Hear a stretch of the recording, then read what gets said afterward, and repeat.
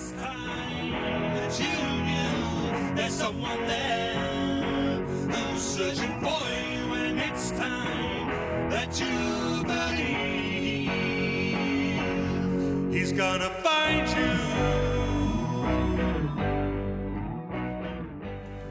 Well, hello everyone. Welcome to the first real episode of Two Guys Fixing the World.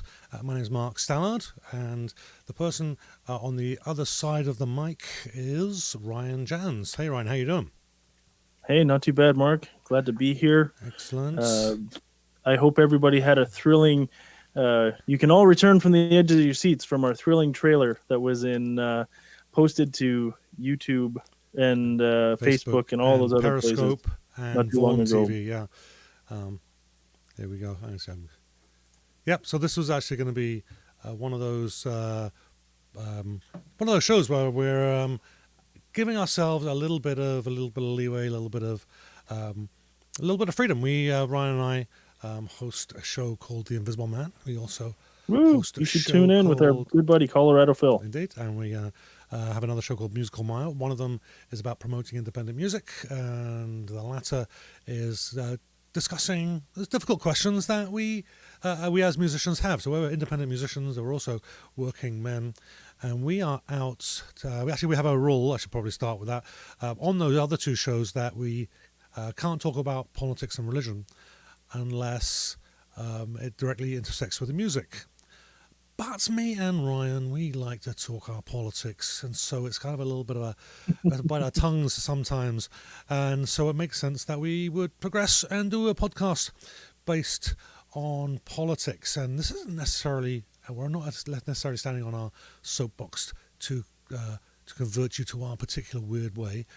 Part of this, well, maybe part of that, but part of what we're doing, a big part of it, is we're actually exploring this, some of it for the first time as well.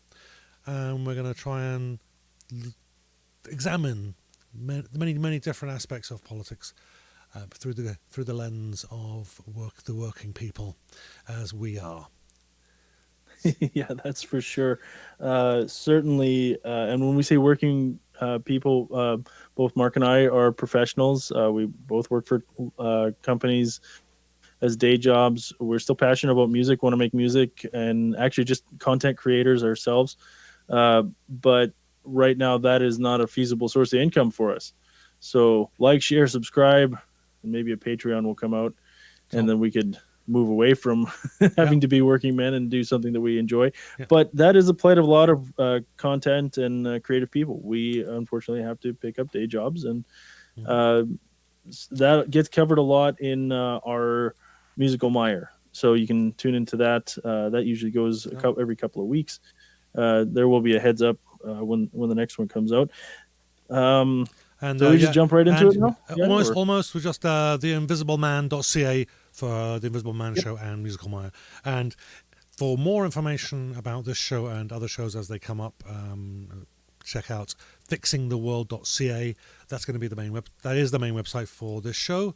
And of course, we'll be on, if we're not already, on all the major podcast providers, sites, whatever you kids call it these days.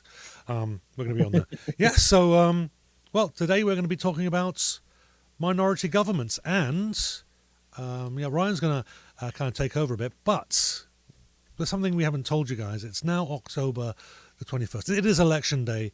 The polls are about to close in about 7 minutes here in Manitoba. Ryan, where do we stand?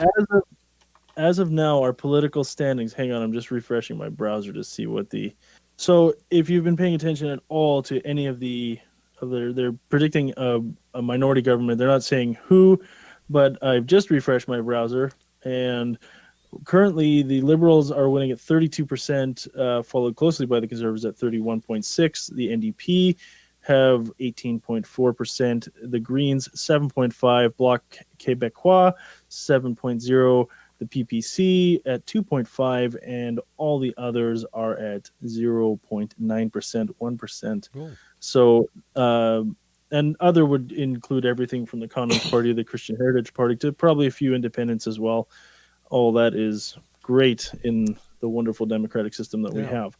And actually, so we um, thought this would be good. We're doing it live. It was probably as much coincidence as anything that we started this show on election day, but kind of fitting. But it was. I thought it would be good that as we're actually going through it while we're recording this, this won't happen probably very often at all. But it fits in very nicely with the topic that we had planned to talk about. Yeah, that's great. So a lot of what we're going to be covering over is I found in a couple articles of based on cbc.ca. We will include links at fixingtheworld.ca. All our reference material, we'll always share that with you, give you as much as there. And as always, we welcome your comments. Can't promise you that I may want to respond to any of them, or you may not like my responses, but we'll deal with that. Let's promise we'll promise we'll try. Yeah, we'll try. We'll try our best, and we'll try and do it in the most respectful way possible. You are allowed to have your opinion, and it can differ from ours. That's perfectly fine. That's the wonderful country we live in. Anyways, so as we were starting off, we are predicting. There's predicting a minority government, and the numbers would seem to say, hey, these are pretty close numbers. So I don't think we're going to come out with a clear majority here. So what is a minority government, and what is and how does that actually work? So the Canada's electoral process in a nutshell is there are 338 seats in the House of Commons. That's where your MPs go. And in theory, the most amount of people, so if you get 170 or 171 seats, you get to form a majority government, and you have the most amount of votes. However, in situations that are going to occur much like tonight, you will probably have parties that have 140 seats, 135 seats, maybe 90 seats. And I'm sure that math is wrong, and someone will correct me in the comments. But the point is that you won't have all the seats will be filled, all 338 seats will be filled, but you won't have a clear victor or a clear majority. Now, one leader, but you can't guess who, has decided that is a subversion of the democratic process. It's actually just a mechanism to make sure that our democratic process goes in. We have that so that we actually don't spend forever and ever trying to elect just a majority. One of the things we're going to talk about, well, actually, I'll outline a couple of things that we're going to talk about. So we've sort of breezed over what minority governments are versus a majority government. And we're going to talk about some of the really good things about a minority government. We're going to talk about some of the really bad things about a minority government. And then we're going to do some comparisons. Prior to us actually recording this, Mark and I were discussing, and one of the things that we will actually dig into a little deeper is how closely does a minority government actually mimic a proportional representation type of government. Now, we'll probably just talk about it and throw some opinions around, but to be brought up on a later show, we'll get into that one a little bit deeper, probably when we talk more about proportional representation, so we can do a little bit more research on that. So, Mark, what are your thoughts on minority governments? Well, I mean, I think the minorities don't tend to get a lot of stuff done. It makes, and you can even see historically, you can see that some parties will actually vote for policies that are detrimental to their own existence, or for the reason why they exist, just in order to get a few wins. But they have to compromise. That's the whole point. You give me something, I'll give you. I think the funny thing was, and I wanted to kind of get this little anecdote out early, was before I really got into politics, I was, probably in 10, 11, 12, something along those lines. And there was lots of talk about the political pendulum. And, sometimes the Labour was in, I think, and I just happen to know that. Don't know if I was aware of it at the time, but Conservatives were likely to get in, and everyone's arguing with each other. And I just said to my dad, why do we have to have parties? Why don't we just everybody get together and you can make you can then pass laws that way? And my dad actually laughed quite loudly, as I can see now the naivety of that statement. Is that in that regard, you would have you wouldn't necessarily have anybody in control, and you would have to do a lot of compromising. Now we should be able to compromise. We should be able to compromise for everybody's benefit, but we're not going to, because we've got some of those parties exist, not for the benefit of most people. Anyhow, yeah. They're just there for their own agenda. We're not going to compromise on our point. And that comes off heroic in some cases, but I think it actually is detrimental. One of the greatest things, I grew up in a very conservative home. I'm not conservative bashing. There are decent conservative ministers. There's decent conservative people who are out there. What I'm saying is it's not wrong. We're not telling you that it's wrong to be conservative, but what we are saying is that some of their policies are a little questionable, and a lot of things do tend to come out saying, "Oh, well, the conservatives are the right, the moral party," where they're about this. It's like, yeah, but you got to balance morality out some other way. So you're saying you're not moral because you're comparing yourself to. If you have to compare yourself to, say, like Hitler or something that is obviously evil, to say that you're moral, well, I think you need to look at yourself a little deeper in the mirror and realize that there are so many subtle things, and we're all susceptible to doing the most awful things. But where I was going with this is one statement that had really stuck with me, coming from that conservative background. I had worked for a lot of small business. I had worked for a lot of medium business that typically most conservative people would go after. One of the things that had come up during the Harper administration, when they actually had a government, two consecutive conservative minorities, is that they're saying, well, we can't get anything done. We can't pass law.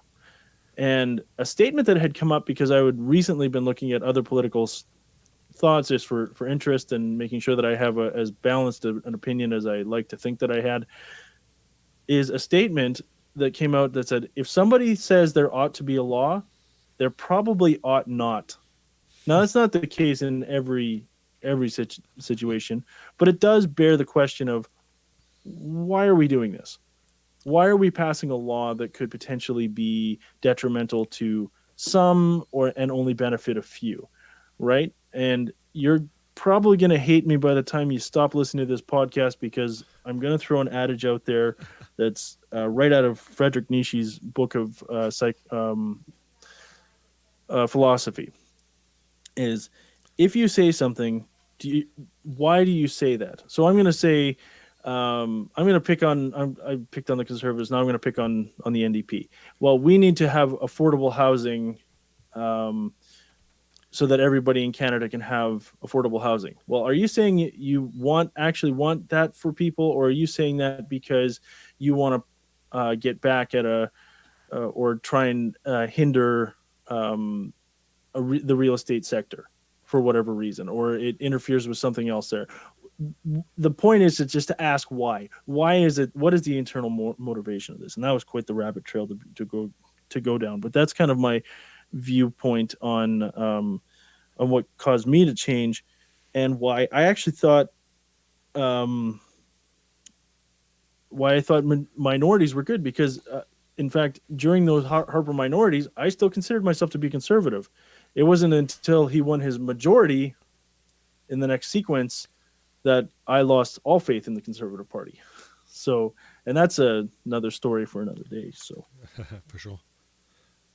Yeah, it's I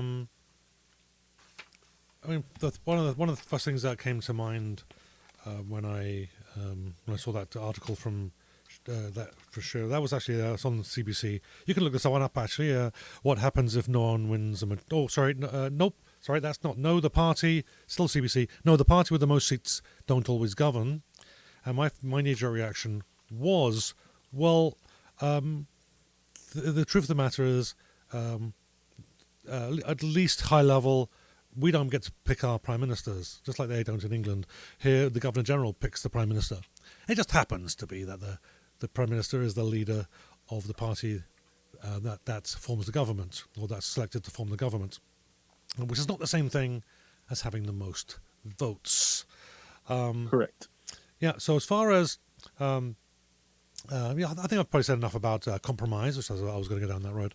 But there's this naivety that we have this wonderful system. We have a real democracy when, in fact, when we're stuck in these positions where you can choose between maybe two. We've got a third party, but it's generally very weak. You got to pick between one of the two.